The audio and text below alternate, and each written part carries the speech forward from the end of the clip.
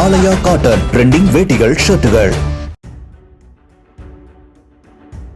கேரள மாநிலம் கொல்லத்தில் உள்ள உலர் பழங்கள் மொத்த விற்பனை கடையிலிருந்து 23 லட்சம் ரூபாயை திருடிய இருவரை 50 நாட்களுக்கு பின் நெல்லை மாவட்டம் கூடங்குளத்தில் வைத்து அம்மாநில போலீசார் கைது செய்தனர். கடந்த ஏப்ரல் 26ஆம் தேதி நடந்த இந்த திருட்டு தொடர்பான சிசிடிவி காட்சிகளின் அடிப்படையில் போலீசார் விசாரித்து வந்தனர்.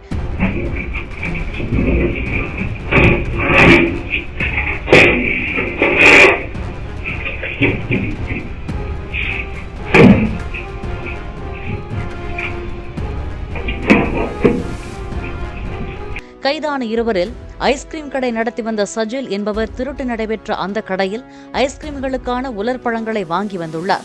கடையில் லட்சக்கணக்கில் பணம் புழங்குவதை தெரிந்து கொண்ட அவர் தனது கூட்டாளி அனுதுரவியுடன் சேர்ந்து திருட்டில் ஈடுபட்டது தெரியவந்துள்ளது.